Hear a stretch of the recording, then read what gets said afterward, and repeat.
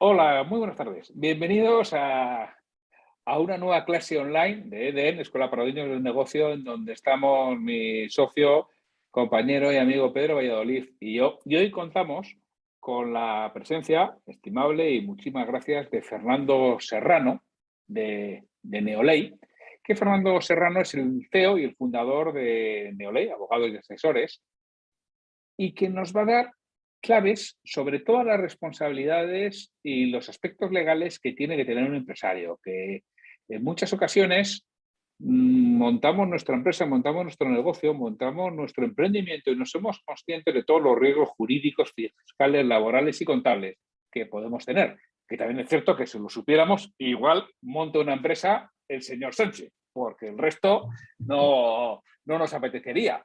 Pero yo quiero agradecer a Fernando, muchísimas gracias por estar aquí aportando tus conocimientos, Fernando. Gracias a vosotros, Santiago. Es un placer estar aquí con vosotros y mantener esta charla que, como dices, a lo mejor yo no sé si va a provocar más seguridad o más ganas de no emprender, porque como bien dices, los empresarios hoy en día estamos, pues la verdad que rodeados de una, voy a llamarlo finalmente, hemorragia legislativa que nos obliga pues a estar muy atentos, ¿no?, a todas esas normativas que nos imponen y no solo que nos proponen. Y que nos imponen y que además nos imponen y además como la ley y la norma es ambigua, pues al ser ambigua siempre estamos en una situación de indefensión absoluta, ¿no? Entonces es bueno al menos saber dónde estamos y qué tenemos que hacer. Bueno, a mí me gustaría sobre todo hacer una presentación. Para empezar, bienvenidos a este nuevo episodio de EDN, Escuela para Dueños de Negocio. Acordaos que pasamos lista cada lunes, además de esta clase en directo que estamos dando hoy. Y bueno, pues yo estoy muy ilusionado por estar hoy además aquí con Fernando, porque es una persona a la que le tengo mucho cariño, mucho aprecio. Bueno, pues le he mentorizado a él y al despacho, pues yo creo que casi durante 18 meses estuvimos juntos, ¿verdad, Sí. Fernando? Sí, sí, Sí, se hizo corto, Pedro, ¿eh? Se hizo Fueron corto. 18 meses y se hizo corto. Muchas gracias. Y bueno, pues a partir de ahí la verdad es que hemos hecho una relación fantástica y además hemos hecho además cosas en equipo, ¿no? Porque ha habido algunos clientes míos a los que sin duda he recomendado la asesoría y los servicios de Fernando y que trabajan con él, y a su vez pues él también pues conmigo y con Mariano Fonta, que le conocisteis hace poco, que vino a hablarnos de franquicias y que también forma parte del despacho de Fernando y con quien también me une una gran amistad desde hace 20 años. Bueno, pues hemos hecho también algunas actuaciones con clientes del despacho de Fernando. Entonces, tenemos una relación pues muy cercana y de verdad me hace mucha ilusión que estoy aquí, Fernando. Muchas gracias, Pedro. Sabes que el placer es mutuo y que la verdad que, bueno, de hecho de ese proceso de mentorización fue al final como encajar la última pieza del puzzle. Ajá. Y como ya sabes, además de abogado, y esa es un poco también la vocación de Neolay, es, bueno, pues soy empresario en diferentes ámbitos, no solo porque gestione como una empresa mi despacho, sino porque, como tú bien sabes, pues Así hay es. otros sectores, otras actividades en los que, bueno, pues en los que he decidido esa arriesgada tarea de que es emprender, ¿no? Y digamos que con el proceso de mentorización en el que tuve la suerte de conocer a Pedro y de disfrutar esos 18 meses, pues digamos que de alguna manera encajaron todas las piezas del puzzle y eso me ayuda a tener también una visión más estratégica. Ya sabes, Pedro y Santiago, que los abogados, los asesores, tendemos, yo digo tienden porque ya quiero excluirme un poco, ¿no?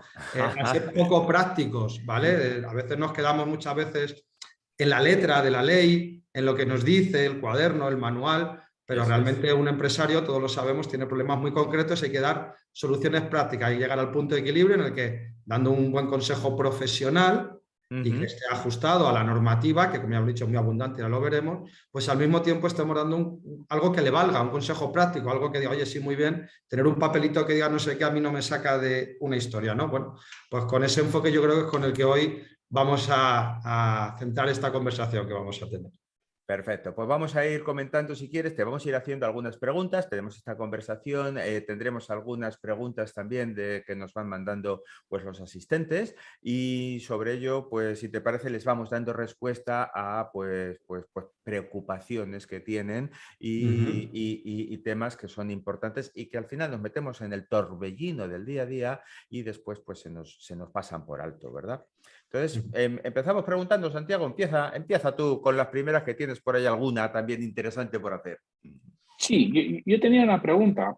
Es frecuente que 3 o 4 o 5 amigos decidan que montan una empresa para trabajar todos. Pero llega un momento en que uno de ellos deja de trabajar por las circunstancias que fuera, no porque hay un enfrentamiento entre ellos, sino sencillamente porque le ofrecen un trabajo mejor, lo que considera mejor. Y claro, se va. Pero ¿qué pasa con sus participaciones?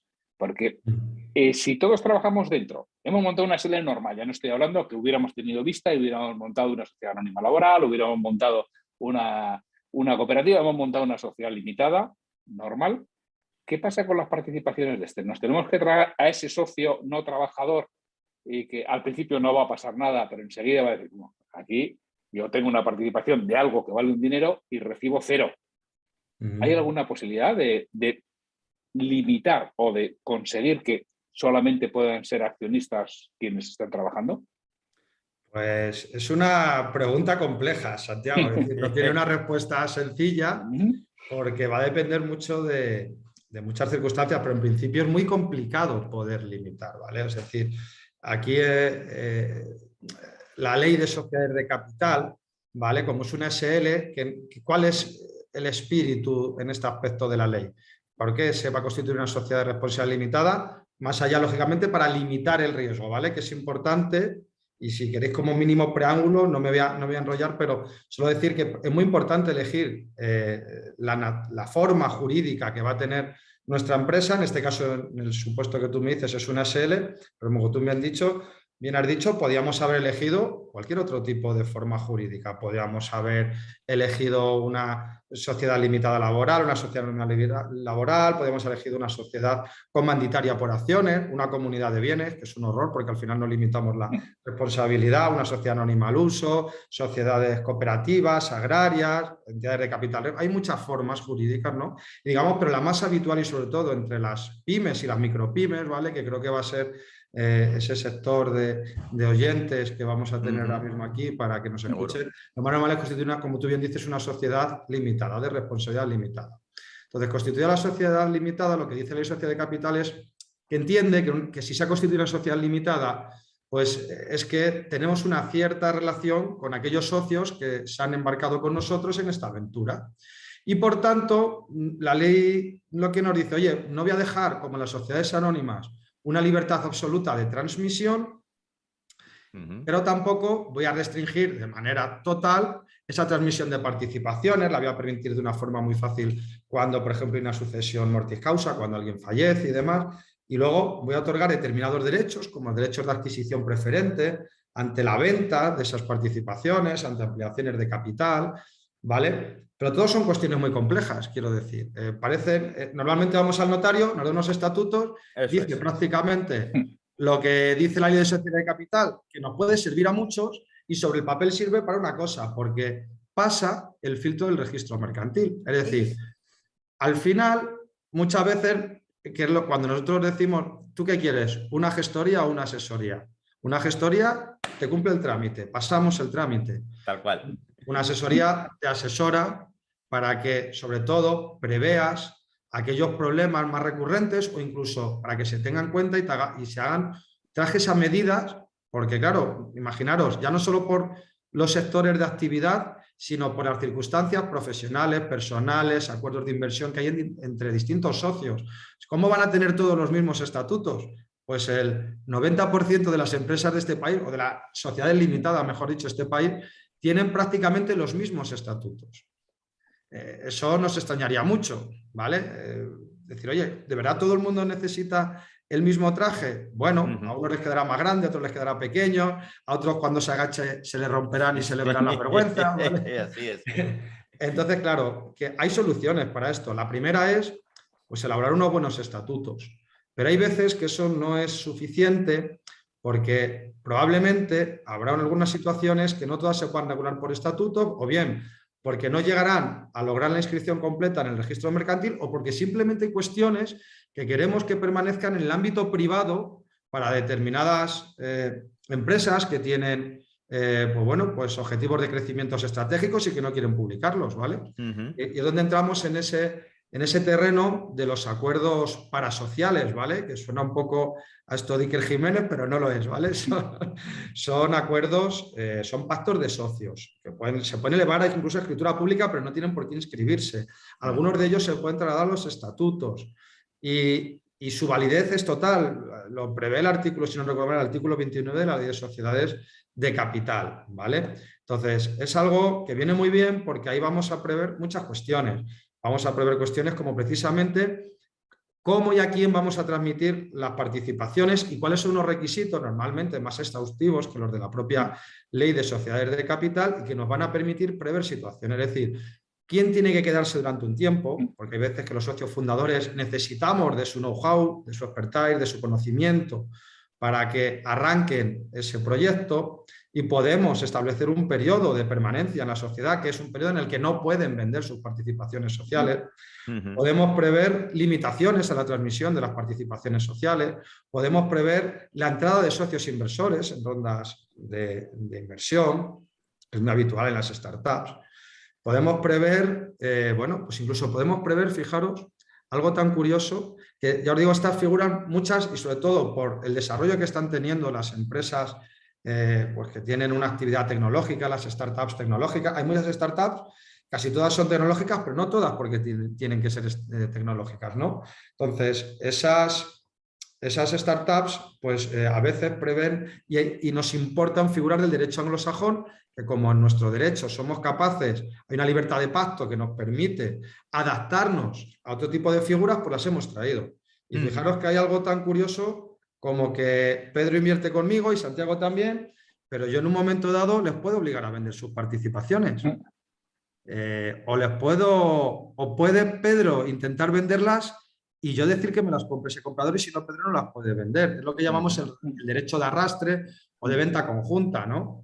Es decir... Y esas cosas aquí se pueden hacer, porque evidentemente los estatutos están complicados, como ya sabemos, pues además llegas al notario y dices, no, mira, que quería incluir en los estatutos y empieza, ¡buf! Y se empieza a rascar así la coronilla y dice, es que eso el registro, no sé yo si nos lo va a coger. Claro, precisamente por eso, porque hay cosas, hay materias, cuestiones, pactos, ¿vale? Que probablemente nos excedamos de las previsiones de la Ley de Sociedades de Capital, no las podremos inscribir y no tendrán efectos frente a terceros, pero hay muchas veces que esos pactos no nos interesan que tengan efectos frente a terceros, que es el efecto de la publicidad. Eso que en derecho, con un latinajo se llama el efecto erga omnes, ¿no? Frente a todos. Pero hay muchas veces que lo que nos interesa es a dónde iba Santiago, a regular mi relación con el socio. Es decir, oye, ¿qué va a pasar aquí? ¿Cómo nos vamos a relacionar? ¿Qué pasa si tú te quieres ir? Lo podemos prever. ¿Cuándo te puedes ir? Mira, hoy me ha escrito un amigo que es el CTO de una startup en el que, bueno, pues él fue un socio fundador y ahora va a salir de la empresa, pero va a salir tranquilamente, porque dentro de las normas del juego se había previsto una situación como esta y lo que pasaría. Entonces, él sabiendo a lo que acogerse, va a decidir irse de la empresa que durante casi 20 años ha estado impulsando, pero de una manera muy tranquila, sin que haya conflicto entre socios, sin que haya litigios, sin que haya discusiones, sin que haya malos entendidos, porque ya están establecidas las normas del juego. ¿Vale? Eso es lo más importante, prever. Si es que, ¿qué ocurre? Que nos acordamos de Santa Bárbara cuando truena, ¿no? Y decimos, ahora que tengo el lío, vamos a ver cómo lo arreglamos. No, esto se arregla al principio, cuando me pongo, oye, ¿y qué va a pasar cuando somos y la relación es pues idílica? Porque estamos empezando, estamos ilusionados, porque todavía no tenemos pues descendencia, parejas que puedan influir, y cuando estamos ahí y decimos, ¿qué va a pasar cuando esto no sea como es hoy? Y si se hace ese pacto, va a eliminar muchos conflictos que yo he visto muchas empresas que han desaparecido al final porque se han convertido en ingobernables, ¿no? Porque resulta que al final tengo un 50% yo, otro 50% tú, entran los hijos, entran otras personas, empieza la relación a ser más incómoda y al final cada uno tira para un lado y la empresa se acaba yendo al garete muchas veces. Totalmente. Eso que cuentas, Pedro, seguro que lo has visto muchas veces, y Santiago también, en las empresas familiares, que son unas empresas muy particulares donde es muy complicado el salto a la segunda generación, precisamente por eso que has dicho, Pedro. ¿Habréis ido alguna vez a hablar de los famosos protocolos familiares? Sí. Son pactos de socios. Los Correcto. protocolos familiares son pactos de socios, son pactos muy complejos, pero que prevén esas cosas. Mira, yo tengo un cliente y amigo, tiene una empresa muy grande, no les voy a hacer publicidad, aunque se lo merecen, porque hacen unos helados muy ricos, no voy a decir cuáles son. Yo creo que tú lo sabes, Pedro, pero bueno. ¿Qué has dicho que hace qué muy ricos?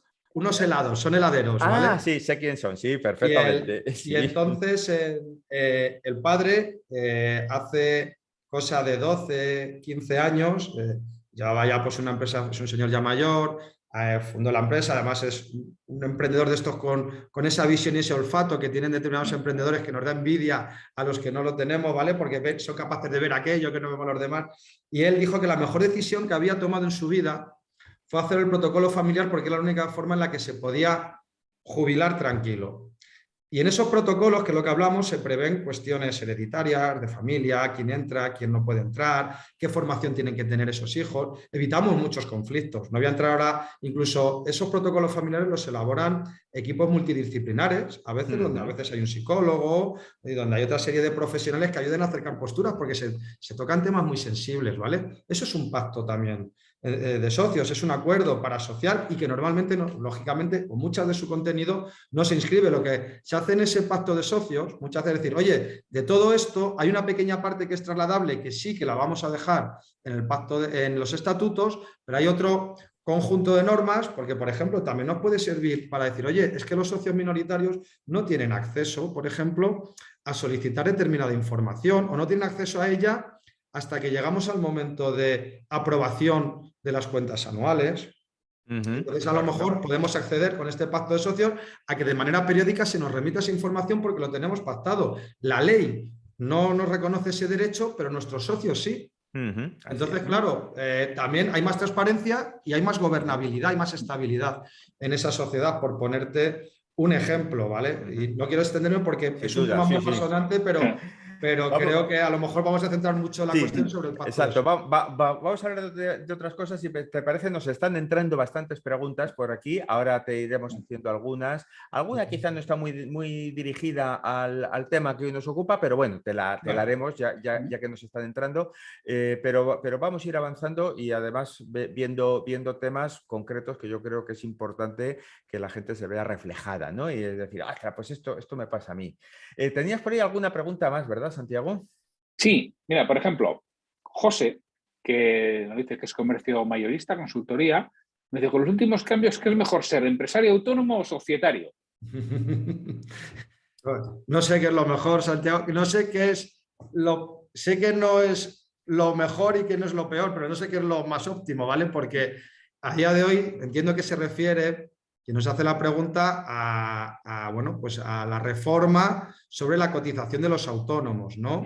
Los autónomos van a dejar de cotizar por unas bases mínimas y máximas con independencia de su nivel de ingresos y nos han metido y nos han aprobado, ¿vale? Señor ministro Escrivá, pues ha aprobado unas tablas en las que de manera progresiva y sobre todo en los 2 o 3 últimos años, pues a los autónomos que tampoco tengan unos ingresos tan altos, quiero decir, van a tener que cotizar, tributar van a tener que seguir tributando mucho, ¿vale? Pero encima además van a tener que cotizar, que al final va a ser una reducción y una merma sobre su poder adquisitivo y sobre su nivel de ingresos, porque digamos que es una escala, vamos a llamarla progresiva, ¿vale? Pero que hace pues que, bueno, pues que a lo mejor un señor, en el año que viene, un señor que cobra o que gana 2.000 euros, ¿vale? En el 2023 iba a pagar unos 350 euros de autónomo. Pero es que ese señor, ese mismo señor que sobre unos 2.000 euros, en el año 2031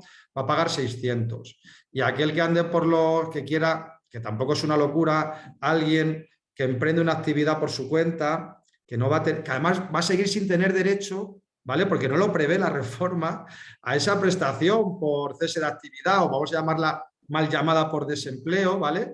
Es decir, nos vamos a equiparar a cotizaciones, pero no nos vamos a equiparar los autónomos a derechos. Entonces, da igual, la respuesta es que da igual, porque al final autónomos societarios, autónomos con actividad, que pueden tener una actividad que puede ser el autónomo con actividad, eso ya es un tema de registro en Hacienda, con actividad empresarial o con actividad profesional, ¿no? Nos da lo mismo, todos los autónomos, sean societarios, no sean societarios, en función del nivel de ingresos van a tener que pagar, según esas tablas, ¿vale?, unas cantidades. Y de aquí al 2031 pues se van a elevar exponencialmente, sin recibir apenas mejoras en los derechos de los autónomos, por lo menos bajo mi punto de vista. Yo también diría ahí, Fernando, a ver qué opinas, yo le diría a José, por otro lado, que bueno, desde el punto de vista de la parte de cotización te va a dar igual ser autónomo que ser societario, pero quizá desde el punto de vista de la responsabilidad, ahí aún así luego entraremos en ello, ¿no?, en la derivación de responsabilidades, sí,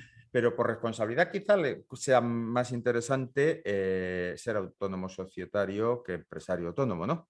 Hombre, evidentemente, quiero decir, al final estamos hablando, al final es el encaje dentro de la seguridad social, pero nos volvemos otra vez al tema de la forma jurídica para emprender la actividad. Lógicamente, el autónomo, la persona física, estaríamos hablando de la diferencia entre la persona física, el autónomo societario normalmente es o quien tiene el control efectivo de la sociedad, depende de los porcentajes según circunstancias, el 50 si tiene también a su cónyuge, otros familiares, el 33 si además ejerce gestiones y es administrador. Bueno, hay muchos, ¿no? Pero al final el autónomo societario tiene una sociedad que digamos que es bueno, pues el parapeto que frena, ¿vale?, hasta el límite del capital social, hasta el límite de la aportación en el capital social, limito mi responsabilidad como socio. Luego ya entraremos la responsabilidad de los administradores, que es diferente a la de los socios. Ajá. Persona física, por el contrario, responde por un principio general que viene en el Código Civil de todas las deudas con todos sus bienes y derechos, ojo, presentes y futuros. Eso, es decir, une más que el matrimonio y une casi lo mismo que una hipoteca, pero imagínate. O sea, por eso es muy importante cuando hablamos de elegir, muchas veces un empresario dice, oye, es más sencillo, tengo menos obligaciones a nivel mercantil, a lo mejor a nivel fiscal, como autónomo, pero no siempre todo se reduce a una cuestión de obligaciones fiscales, ni siquiera de una fiscalidad más favorable que diga, oye, por sociedad, porque además la sociedad tiene que tener de verdad una estructura, no tiene que ser una sociedad instrumental, tiene que tener su propia actividad, medios, empleados, objetivos, diferenciarse de la persona física para que no haya luego esa teoría del levantamiento del velo, que es la única forma en la que derivamos responsabilidad a los socios, sí, ¿vale? Y por tanto, la elección de la forma jurídica es importante. Por eso yo tengo clientes que al principio dicen, una comunidad de bienes y total, y yo me echo las manos a la cabeza. No, por favor. Además, ya se llaman entidades sin personalidad jurídica de cara a Hacienda, ¿vale? Claro. Porque los eufemismos pues, gustan mucho para hacer pasar las cosas por lo que no son. Pero bueno. Exacto.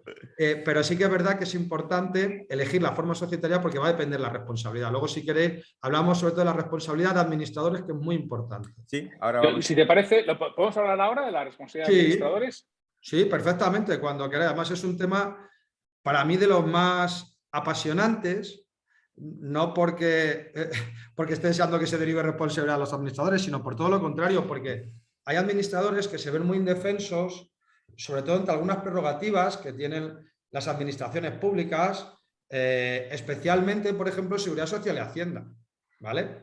Ese proceso de derivación de responsabilidad que en otros ámbitos, por ejemplo, un acreedor, un trabajador, un socio de una sociedad tiene que auxiliarse de un procedimiento judicial con todas las garantías. Ajá. Resulta que la Seguridad Social y Hacienda hacen así y nos han derivado responsabilidad, prácticamente, entendedme, dentro del trámite de un proceso administrativo, donde son ellos, entre comillas, juez y parte. Fijaros qué peligro tienen aquí los administradores de la sociedad. Recordemos que los administradores pueden ser o no pueden ser socios, ¿vale? Por lo cual, no estamos hablando de los socios. Cuidado, que nadie salga y me diga, oye, que yo tengo una sociedad constituida donde no pinto nada, ¿me pueden derivar? No, cuidado, no estoy hablando de eso. Estoy hablando de los administradores que son aquellos a los que se nombran representantes de la sociedad, porque claro, las sociedades tienen personalidad jurídica propia, ¿vale? Son personas jurídicas, pero personas dentro del mundo jurídico. Pero claro, las sociedades no tienen manos, no tienen pies, no tienen forma de hacer las cosas, ¿no? Las tienen que hacer pues a través de sus representantes, que son los administradores, que lo nombran los socios. Un administrador, voy a hablar de administradores, puede ser un consejo de administración, pero bueno, me voy a ir a las figuras más habituales dentro de las sociedades, que son pues esos administradores, puede haber 1, 2, 5, pueden ser solidarios, mancomunados, únicos, ¿vale? No son administradores, ¿vale? Y luego para un consejo, ¿vale? Que es una forma más colectiva de desarrollar las funciones de representación, pero yo creo que ahí no nos vamos a meter porque ya esto va a sonar a coñazo legal, ¿vale? Exacto. Entonces, lo que os decía, los administradores de las sociedades son los que en la práctica asumen más riesgos dentro de una sociedad y son a los que más hay que proteger y a los que más hay que asesorar por encima de los socios, entiéndeme, en el día a día. Al socio le podrás asesorar en otros ámbitos, pero a nivel de responsabilidad, quien más responsabilidad tiene en una sociedad limitada, es un administrador. Bueno, pues el que se está jugando el cuello en el día a día. Pero literalmente, ¿por qué? Pues mirad, pues como decía, esas prerrogativas que tienen las administraciones públicas, la Seguridad Social prevé, uno de sus artículos, el artículo 15, ¿vale? de la Ley General de Seguridad Social, nos dice que le pueden derivar responsable administrador. ¿Y por qué? Pues mire usted, si usted estaba, y esto es muy importante, si usted estaba en causa de liquidación, ¿vale? Que puede haber muchas causas, incluso a lo mejor en un momento dado hay que tú tengas, es que hay causas muy tontas que son temas contables, ¿vale? Y es decir, que tu patrimonio neto sea inferior a la mitad de tu capital social. Suena muy raro, pero de verdad que es muy sencillo y se soluciona muy fácilmente, ¿vale? Pero si estás en esa causa de disolución y resulta que en ese momento has contraído una deuda con Seguridad Social porque no has podido pagar por lo que sea, dejas tu empresa, no habías tenido muchos problemas, si no te la llevas y la liquidas o es insolvente y te la llevas a un concurso en un plazo de 2 meses, te pueden derivar responsabilidad en sede administrativa. ¿Qué quiere decir esto? Y Hacienda igual, ¿vale? Hacienda lo prevé en la Ley General Tributaria, en el artículo 43, ¿vale? Prevé algo muy parecido. E incluso a veces aquí normalmente a los administradores a veces intentan ir contra los socios, pero bueno, deudas pendientes en el momento del cese de la actividad. Y claro, se encuentra un señor que de repente creía que tenía todo bien atado, tengo una SL, pues oye, no ha sido viable, solo he dejado una deuda, tal, te derivan responsabilidad. Pues, y además lo hacen de facto y de momento te giran la deuda y empiezan el procedimiento de apremio, es decir, te embargan tu cuenta, tu coche, tu casa, ¿vale? Por eso... Cosas que estás diciendo, Fernando, que se pueden producir por algo tan tonto como decir, mira, tengo 3.000 euros de capital social en mi SL, por las pérdidas acumuladas me he quedado en 1.400 euros y como tengo menos del 50% de capital social y no he tomado medidas, ahora me tengo que hacer cargo de todas las deudas de la sociedad por algo tan simple que se podía haber hecho con una pequeña ampliación de capital o con la presentación inmediata del concurso o en los 2 siguientes meses. O sea, y por no saber que eso puede ocurrir, te has encontrado con que todo tu patrimonio va a responder de las deudas de la empresa por algo tan nimio como eso, ¿no? Totalmente, Pedro. Esa es la realidad. Esa es la realidad. Tú imagínate incluso en casos en los que cuántas veces un empresario no ha pasado un momento delicado de solvencia, ¿vale? Y que a lo mejor ha conseguido superar. Lo que nos dice la ley es que en 2 meses te tienes que ir en una situación de insolvencia actual o inminente, te tienes que ir a un concurso de acreedores. Claro. ¿Vale? Pero hay empresarios que dicen, oye, llevo 20 años y muchas veces no lo consiguen, pero hay empresarios que han conseguido solventar eso en un plazo de 6 meses porque ha tenido una insolvencia temporal. Pues si durante ese periodo se han contraído deudas, te pueden derivar responsabilidad. Incluso aquí ya, Ato, ¿vale? Igual en el concurso nos pasa igual, con la ley concursal nos dice eso, oye, si tú tenías que haberte llevado a la sociedad concurso, hay una fase al final, no voy a explicar lo que es un concurso de acreedores, ni mecanismos que hay como la segunda oportunidad, que es el concurso de acreedores para las personas físicas, que es un tema muy, muy interesante también, ¿vale? Eso nos da para otro día. Y para 3 o 4, porque sí. ahí efectivamente ahí con el BEPI, ¿vale? Que bueno, que es el beneficio de exoneración de las deudas y tal, del pasivo, ¿vale? lo cierto es que también nos dice que en 2 meses hay que ir porque o perdemos el BEPI, ¿vale? El beneficio de exoneración del pasivo, ¿vale? O en la fase de clasificación del concurso nos lo califican culpable y volvemos a la misma. Correcto. Responsabilidad del administrador.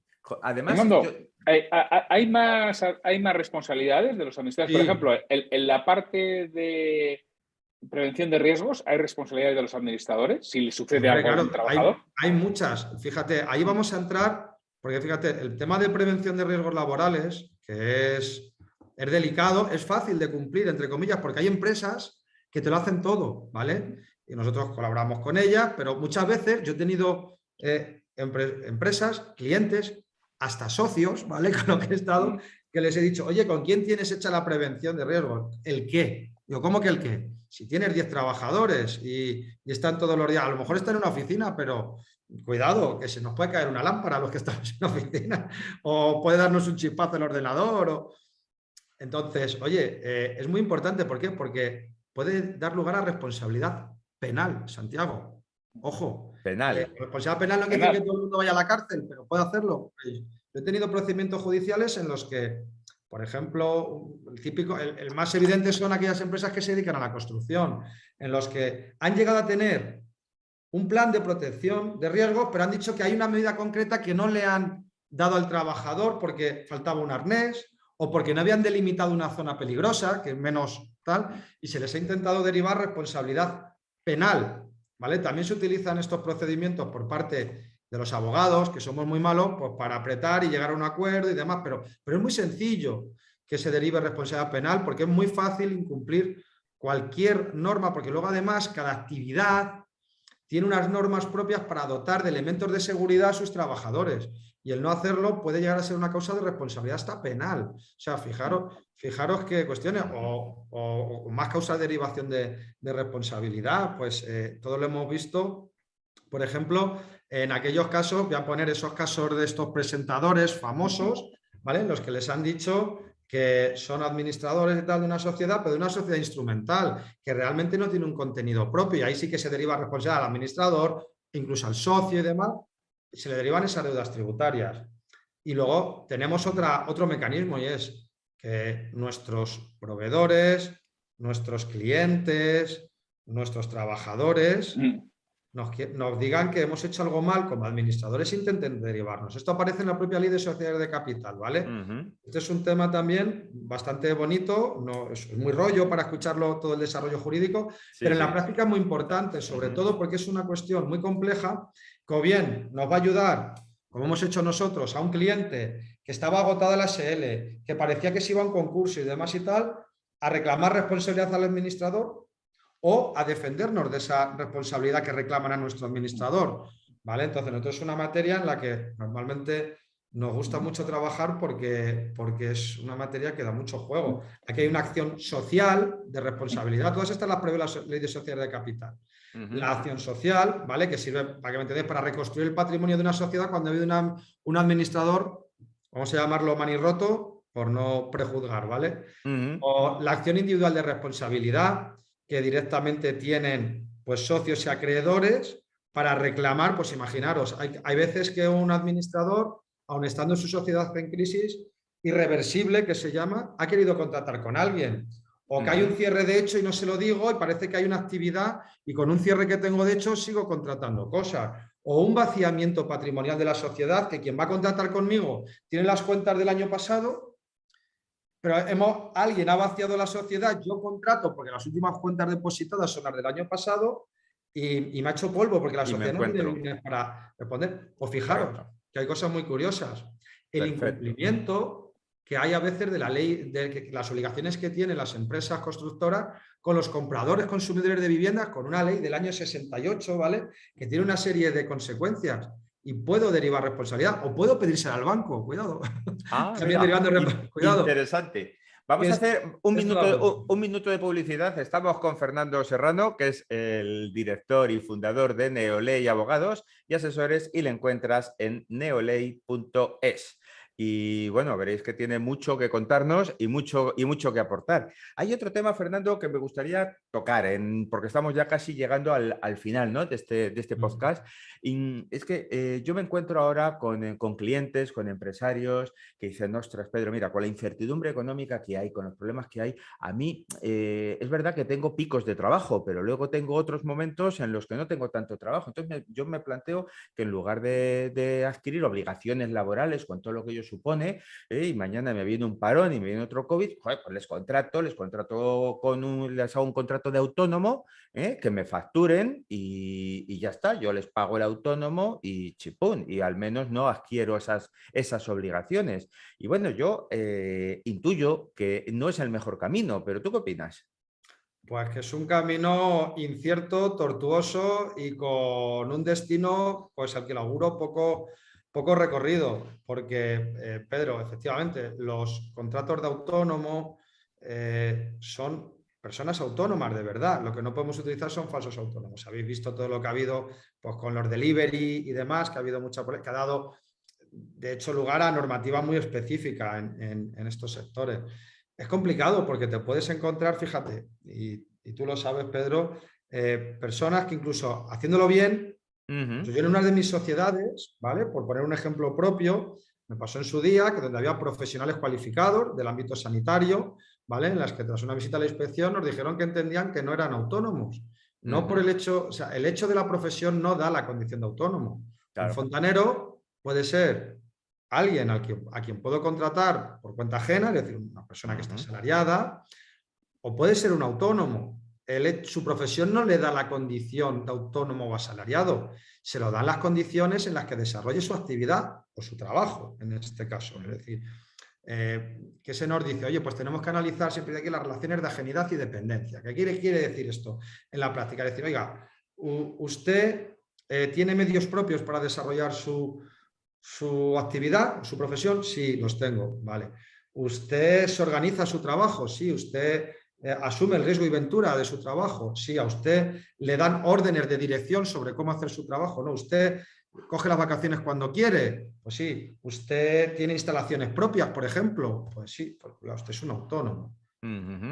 Claro. Y si no, ¿vale? Si utilizo recursos de otros, si estoy en las instalaciones de otra persona, si me dirige el trabajo, si me dice cómo hacerlo y demás, por mucho que yo sea un abogado, un arquitecto, un fontanero, ¿vale? Dentro de un conjunto, dentro de una empresa, no tengo por qué ser necesariamente autónomo. Puede ser empleado.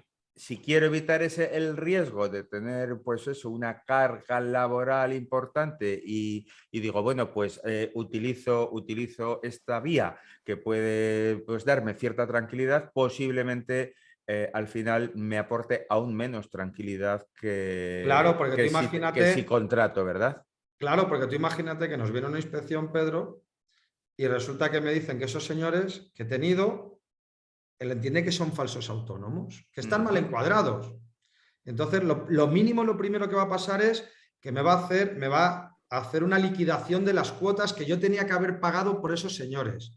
Y tienen 4 años. Es decir, pueden tirar hasta atrás 4 años. Ahora mismo podrían ir hasta marzo del 18. O sea, que te hace un agujero. Bueno, pero escucha, eso no es peor. Luego es que viene el recargo del 20% por no haberlo hecho a tiempo. Pero son buena gente los de Hacienda, o sea, los del inspector de trabajo, esas cosas no las hacen, ¿no? Prefiero no pronunciarme, pero sí, son todos muy majos y los de Hacienda también. Sí, pero... Eso te lo perdono. A ver, yo entiendo que todos están haciendo su trabajo y que, lógicamente, el que vaya a cometer un fraude de manera deliberada, pues, lógicamente, tiene que cumplir con el resto, ya no de sus conciudadanos, sino con el ordenamiento jurídico.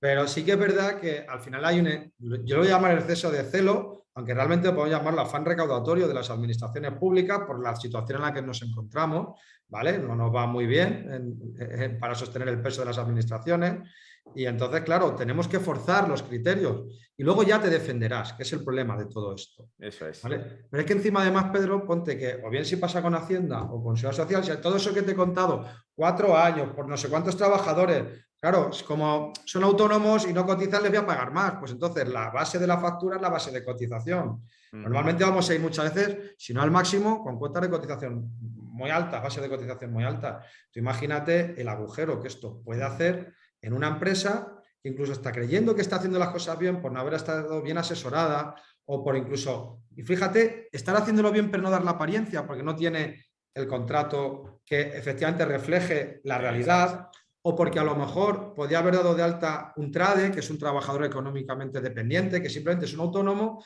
que factura el 75% a un mismo cliente. Y ese señor, pues además entre los requisitos, pues no tiene que tener empleados, no tiene que tener lo que... Es decir, pues se puede adaptar perfectamente a algunas situaciones que se pueden dar y que están ahí en el límite, ¿no?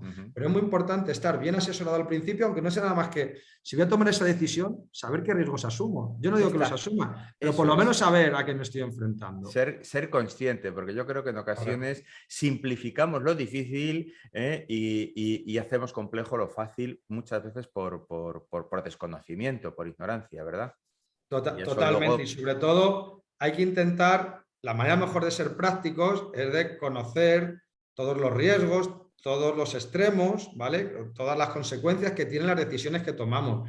Desgraciadamente, como decíamos al principio, con esa abrumadora cantidad de normas, leyes que van cambiando, que hoy decía no sé qué y ahora dice tal.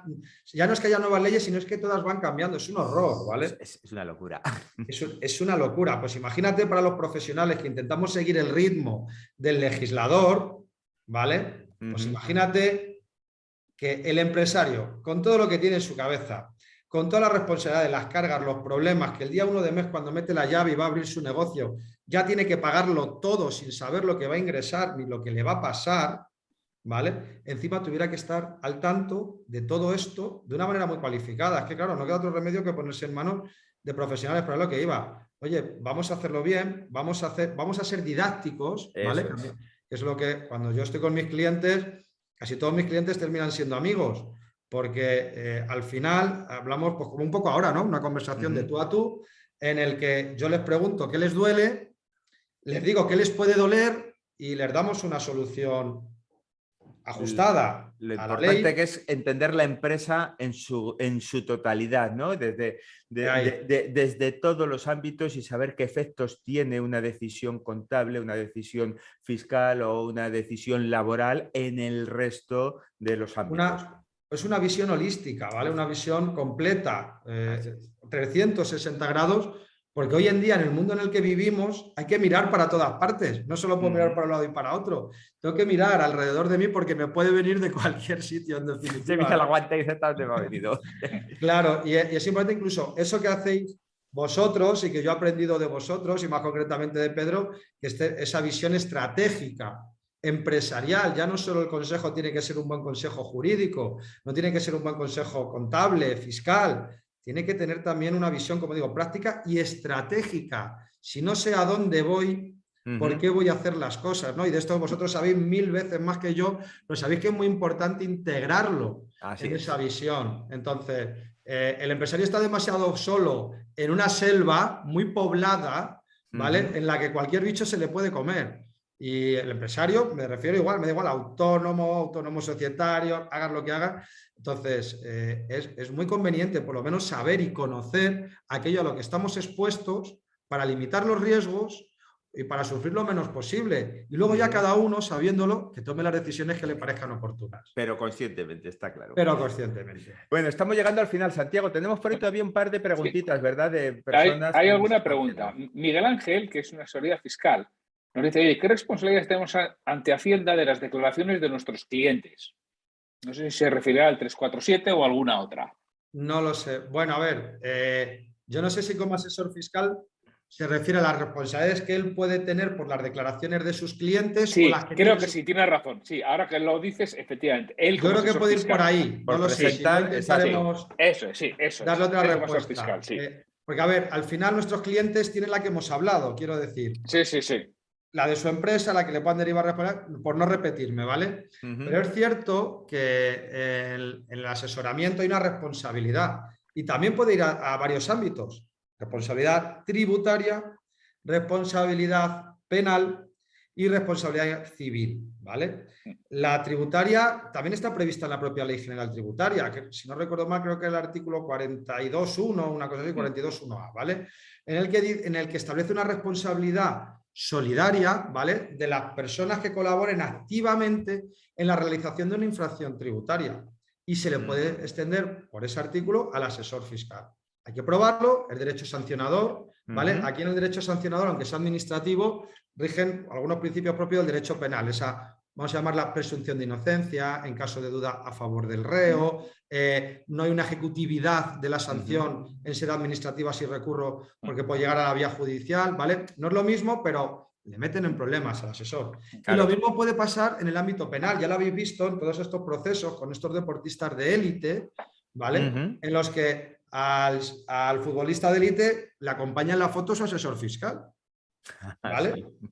¿Vale? Por el mismo principio, voy a rebajarlo, o sea, no es así, pero por no entrar tampoco en tecnicismos jurídicos, pero al final se entiende que puede ser un cooperador necesario, cualquier otra figura, un colaborador, un partícipe. Pero ¿vale? hablamos de responsabilidad, Fernando, cuando hay infracción, no cuando hay error. Correcto, no. Yo estoy hablando, por eso he hablado de aquellas personas que colaboran. Que son colaboradores necesarios. En una infracción tributaria. Cuidado. Estamos hablando que el mero error en una declaración no pasa nada. El mero error nos puede dar lugar a la responsabilidad civil, ¿vale? Es decir, como yo, como abogado o como cualquier otro profesional, cualquiera, quiero decir, pues un señor que es carpintero, un señor que es, no sé, aparejador, lo que sea, ¿vale? Podemos cometer todos un error, ¿vale? Por eso es muy importante también, hay un tema que no hemos tocado de los seguros que con una responsabilidad de nuestra actividad, la RC de actividad, la responsabilidad profesional, el seguro de directivos para evitar algunas de esas cosas que hemos hablado, por ejemplo, en materia de protección de datos, sanciones, infracciones. Vamos un poco mal de tiempo y no me voy a enrollar, pero también es muy interesante que se cubra y es parte del asesoramiento que hay que dar, ¿no? Entonces, por esa responsabilidad civil nos pueden derivar responsabilidad a nosotros, nos pueden reclamar, más que derivar, reclamar responsabilidad a nuestros propios clientes. Es decir, si yo me he equivocado y le he hecho mal una declaración y le han hecho pagar más de lo que correspondía y, por ejemplo, no lo he recurrido, no me van a condenar a que yo le pague aquello que sí que tenía que pagar. A lo mejor ha pagado de más, yo no me he dado cuenta, le he dicho que en vez de pagar de IVA 1.000, tenía que pagar 1.500, nos hemos dado cuenta a los 4 años, no puedo solicitar devolución de ingresos indebidos y le he ocasionado un perjuicio. ¿Vale? Y entonces me dice, oye, pues los 1.000 no, pero los 500, pues ¿quién se ha equivocado? El asesor, ¿no? Pues el asesor paga. A ver, normalmente... Para eso todos tienen una póliza de responsabilidad civil. Todos la tenemos, todos los profesionales de cualquier ámbito. A veces es incluso obligatorio, ¿vale? Para poder ejercer una determinada profesión. Entonces, es importante también estudiar esos seguros, porque claro, hablábamos antes de las administraciones, hay que tener mucho cuidado también con los bancos también, pues que nos pueden ayudar, pero nos pueden meter en algún lío. Y las aseguradoras también, porque la ley de contrato de seguro es muy compleja y al momento de contratar un seguro, pues a lo mejor cuando ya le hemos firmado y hay un momento en que no nos queda cobertura al seguro, pues estamos indefensos. Si nuestro asesor, con esa visión que hemos dicho holística, es capaz también de mirarnos nuestro suyo antes de contratar y dice, oye, ¿tienes esta cobertura? ¿Es suficiente? A ver las causas de limitación del riesgo o de exclusión de la cobertura, a ver si nos interesan o no. Y tú ya te quedas más tranquilo, porque oye, si yo he elegido, y creo que con esto casi cerramos a lo que tengáis alguna pregunta más, si yo he elegido una buena forma jurídica, si he sido previsor, si estoy cumpliendo toda la normativa, si no hago cosas raras para que no me deriven responsabilidad, y si me puedo equivocar y tengo un buen seguro, y como digo, compro con protección de datos, protejo mi propiedad industrial, una serie de cuestiones que todavía las tenemos en el tintero, bueno, pero que a lo mejor son menos atractivas, pues hombre, lógicamente nadie tiene una bola de cristal, pero estaremos reduciendo el riesgo y por tanto estaremos asegurando un poco más la tranquilidad de esos emprendedores que se salen a jugar el cuello todos los días a la calle o desde un ordenador en una habitación, pero que se lo juegan. Pues ya veis, escuchantes del podcast, lo importante que es estar bien asesorado y tener claro pues, cuáles son los riesgos que tenemos, porque a veces salimos a pecho descubierto a gestionar nuestro día a día y sí, somos demasiado espartanos y quizá a veces estamos corriendo riesgos que desconocemos. Entonces, bueno, pues no olvidemos el contar con personas que estén preparadas. Y bueno, pues gracias, Fernando. Fernando Serrano, Sí. neolate.es. ¿Me permites una cosa? Sí. Otro riesgo que a veces no todo el mundo es consciente, y tenemos que saber que si firmamos cualquier documento en nombre de nuestra sociedad sin tener poderes, respondemos personalmente. Ah, también. Que a veces yo veo a algún imprudente firmar una serie de cosas, pero incluso pedidos a proveedores. Ajá, No te paga tu sociedad, pues paga tú. Si tú no Claro. tienes un poder expreso para realizar esas actividades. Claro, es que ese es un peligro. Ahí pueden pasar varias cosas. La sociedad, por un lado, puedes pagar tú porque te reclama la sociedad porque has actuado sin facultades, si no tenías las facultades necesarias y te las has atribuido de alguna manera, estás creando una falsa expectativa en un tercero, ¿vale? Que o bien va a hacer que la sociedad cumpla y la sociedad se dirige contra ti, o bien que te va a exigir, que es lo normal, que es donde tú vas, Santiago, es así, responsabilidad solidaria a los dos. Porque de alguna manera se estaba cometiendo, sin quererlo, un pequeño fraude, vamos a decir, o una apariencia de algo que no es, que ha llevado a alguien a un error, aunque no sea de manera intencionada, ni con el ánimo de engañar. Pero sí que es verdad que hay que tener cuidado. Por eso, cuando firmemos, ¿vale? Hombre, si ya eres administrador, perfecto. Y si no, si eres un apoderado o eres el propio administrador, que quede muy claro que siempre estás firmando en nombre de la sociedad. Cuando no está muy claro en ese albarán, ese tal, es muy fácil. Se pone PP, que es por poder, ¿vale? Y queda claro que ya no estamos firmando en nuestro propio nombre, estamos firmando por representación, en nombre de esa sociedad. Y nos podemos ahorrar muchos problemas. Siempre y cuando tengamos atribuciones para hacerlo. Siempre y cuando tengamos atribuciones. Oye, ¿y es válido, ahora que has dicho eso, y es válido si pongo en vez de PP, pongo PA por autorización?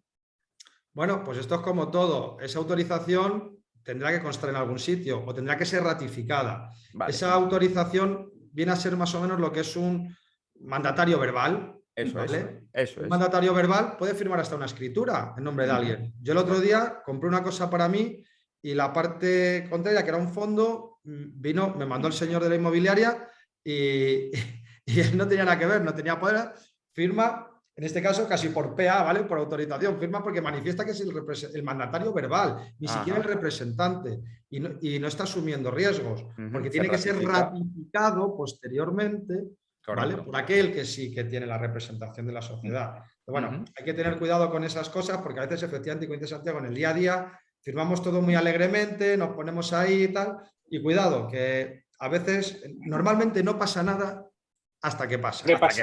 Hasta que pasa. Y entonces, muchas veces, como eso es bastante habitual, que firmemos cosas en nombre de nuestra sociedad y no tenemos poderes, bueno, no hará falta que tengas un poder otorgado ante notario, que es lo ideal, pero sí hará falta que quien tenga ese poder lo delegue en ti en un documento interno firmado y, a ser posible, sellado de forma autográfica, autobiográfica, o sea, de su puño y letra, en el que te autoriza a realizar esas acciones.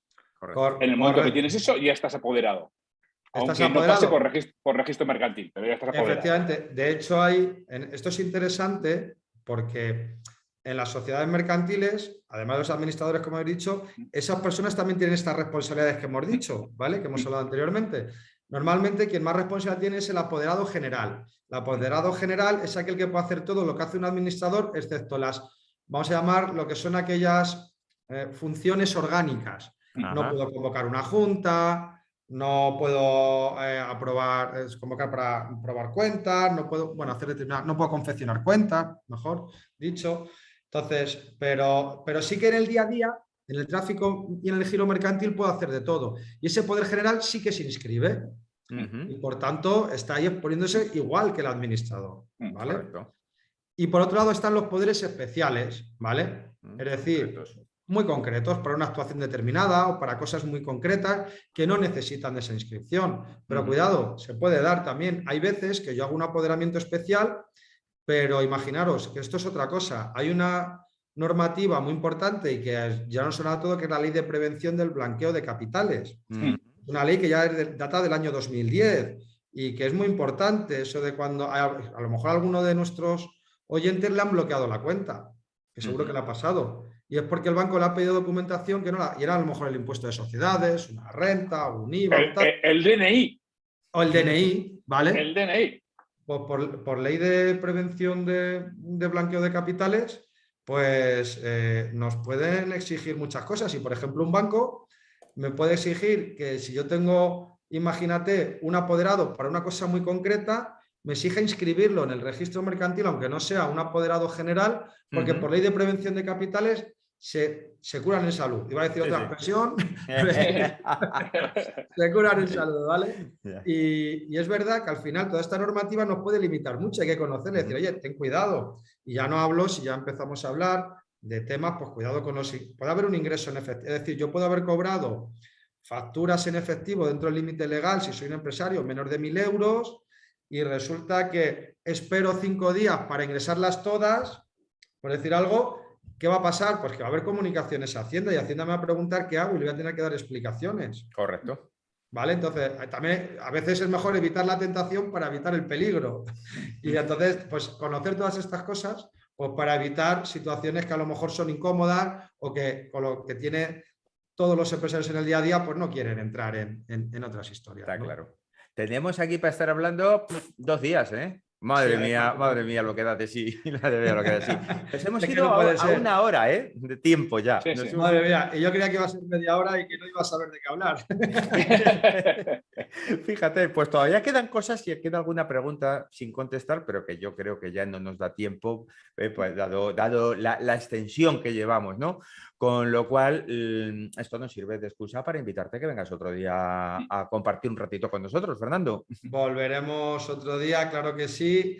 Proponemos algún tema interesante, como los de hoy, que además, pues como podéis ver al final, me puede a veces el alma del egleyo, pero también me puede la pasión por el emprendimiento y por los emprendedores, con los que, porque yo muchas veces digo, fíjate, y ahora a lo mejor aquí no soy políticamente correcto, pero lo que quiero decir es, fíjate que los autónomos como colectivo, ¿vale? Que representan una parte de los empresarios, no a todos, ¿vale? Yo soy autónomo, soy empresario, o sea, por un lado soy autónomo con actividad, por otro estoy dado como abogado, tengo mi mutualidad, soy autónomo societario, tengo empresa y lo poco coordinados, unidos que estamos, yo siempre tengo una empatía por todo empresario, por todo autónomo, por todo emprendedor que ha decidido poner en juego su vida, sus recursos, su patrimonio, presente y futuro, como hemos dicho, el de su familia, el de sus hijos, para emprender algo que le gusta, para echar adelante un proyecto, ¿vale? Entonces, fíjate la poca unión que ha habido de cara a esta, ¿no? A la reforma de las cotizaciones de los autónomos, que si hubieran estado más unidos, pues a lo mejor hubiera habido una voz unisonante que hubiera conseguido a lo mejor otras cosas, no lo sé, quiero decir. Si no nos ayudamos, como hablo yo con amigos, entre los autónomos, entre los emprendedores, entre los empresarios, sobre todo las pymes y las micropymes, que como tú bien sabes, Pedro, son más del 90% del tejido empresarial de este país, no nos va a ayudar nadie. Entonces, creo que es una tarea muy bonita, a mí me apasiona, como habéis podido ver, ya no solo utilizar mi profesión para poder ayudar, sino poder de verdad, como otro empresario, como otra persona, acercarme a un empresario, darle un punto de vista, una experiencia, un consejo que le pueda resultar útil y que a lo mejor pues le salva de un buen susto. Entonces, la verdad es que es algo muy bonito y que a mí personalmente me apasiona. Se nota que lo vives. Sí, se nota.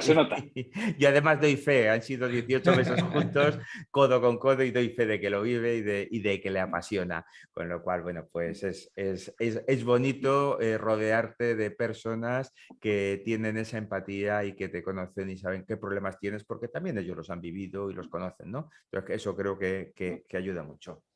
Y bueno, yo creo que ya despedimos el programa de Escuela para Dueños de Negocio de hoy, ¿verdad, Santiago?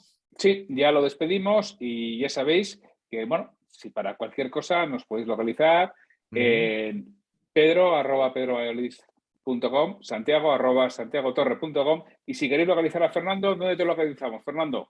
Pues en www.neoley.es o en fernando@neoley.es, que es mi correo electrónico, donde estaré encantado de atender a cualquiera que se quiera dirigir a mí. Estoy Pues seguro de ahí que lo más de tenéis uno... para cualquier duda legal o, bueno, o de estas cosas de responsabilidades que os aseguro que hay muchas, ¿eh? Que no somos conscientes de la que nos puede quedar la del pulpo a la mínima. Entonces, más vale prevenir que lamentar. Sin duda ninguna. Correcto. Pues un abrazo a todos y muchas gracias por estar ahí al otro lado. Os esperamos el próximo lunes. Os esperamos. Un abrazo. Un abrazo, hasta luego. Hasta luego.